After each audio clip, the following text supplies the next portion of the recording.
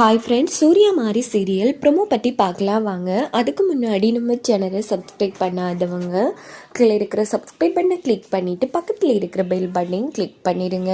சரி வாங்க வீடியோக்குள்ளே போகலாம். இந்த ப்ரொமோ எப்படி ஸ்டார்ட் ஆகுதுன்னா, ராஜா வந்து நம்ம மாறிக்கிட்டு வந்து துர்காவோட கதையை வந்து சொல்லி முடிக்கிறாங்க. இங்கே பாருமா, ஆமாம் இந்த பொண்ணு உனக்கு ஓகேவா? ஆனால் ஒரு விஷயமா, இந்த பொண்ணு ரொம்ப கஷ்டப்பட்ட பொண்ணு.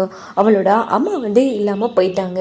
அவங்களோட அப்பா ரெண்டாம் தரமாக கல்யாணம் பண்ண அந்த அம்மா கூட தான் இந்த பொண்ணு இருக்கா. அவளுக்கு 2 தங்கச்சி இருக்காங்க. தன்னோட தங்கச்சிங்களுக்காகவும் அவங்க அம்மாவுக்காகவும் எல்லா விஷயத்தையும் பார்த்து பார்த்து பண்ணுவாள். ஆனால் அதுங்க ரெண்டும் அவளை அக்காவை நினைக்கிறதே இல்லை. இப்படி தன்னோட வாழ்க்கையை வந்து கடத்திட்டு இருக்கா. இங்கே பாரு, உனக்கு இது ஓகேவா அப்படின்னு கேட்டதும் உடனே மாறி வந்து யோசிக்கிறாங்க. சரிங்க, எனக்கு இவங்க ஓகே தான், ஆனால் எப்படியோ நான் வந்து என் ஹஸ்பண்ட் சார் கூடவே இருக்கணுமே, அது சாத்தியமாகுமா அப்படின்னதும் கவலைப்படாத மாதிரி, ஒன்று எப்படியாச்சும் உன் ஹஸ்பண்ட் சாரையும் உன் குழந்தையும் பார்க்குற அளவுக்கு வைக்க வேண்டியது என்னோட கடமை அப்படின்னு சொல்லி எம தர்மராஜா சொல்கிறாங்க. இன்னொரு பக்கம் பார்த்தோன்னா நம்ம மாறி வந்து கண்டிப்பாக துர்கா உடம்புக்குள்ளே போயிடுவாங்க. ஏற்கனவே ரொம்ப திமிரு பிடிச்ச ஒருத்தங்க துர்கா வந்து அவங்க வீட்டுக்கு வேலைக்காரியா வர சொல்லியிருப்பாங்க. ஸோ உடனே நம்ம துர்காவும் சரின்னு சொல்லியிருப்பாங்க. இன்னொரு பக்கம் ஒரு சுச்சுவேஷன்ல எப்படியாச்சும் ஒரு சுச்சுவேஷனில் வந்து நம்ம மாறி வந்து துர்கா உடம்புல போயிடுவாங்க. அதே மாதிரி நம்ம துர்கா வந்து டிஃப்ரெண்டாக வந்து பிஹேவ் பண்ணிப்பாங்க. இன்னொரு பக்கம் பார்த்தோன்னா மாறி வந்து ரொம்ப நல்ல குணம் படித்தவங்க இல்லையா, ஆனால் அவங்க இல்லாமல் போயிட்டாங்க. இருந்தாலும் மாறிக்கிட்ட வந்து ஒரு சக்தி இருக்கும். ஏன்னா எம தர்மராஜா வந்து மாறிக்கு ஒரு சக்தியும் வர கொடுத்துருப்பாங்க. இந்த பக்கம் பார்த்தோன்னா துர்கா வந்து வளம போல ஸ்டேஷனுக்கு வேலைக்கும் போவாங்க. அதே மாதிரி ஒருத்தங்க வந்து துர்காவை தன்னோட வீட்டுக்கு வேலைக்கு வர சொல்லியிருப்பாங்க. அவங்க வீட்டுக்கு வேலைக்கு போவாங்க. ஆனால் அவங்க வந்து ரொம்ப அடிமையாக நம்ம துர்கா கிட்ட வேலை பார்க்க வைப்பாங்க. ஆனால் மாறி உடம்புக்குள்ள இருக்கிறதால துர்கா வந்து செம மாசா எல்லா வேலைகளையுமே பார்த்து முடிப்பாங்க நம்மளோட மாறி சக்தி மூலமா.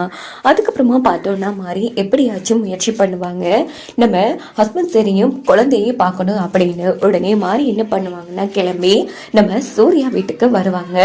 குழந்தை வந்து துர்காவை பார்த்ததும் அழ ஆரம்பிக்கும். ஏன்னா குழந்தைக்கு தெரியும் நம்ம துர்கா உடம்புல இருக்கிறது மாறின்னு.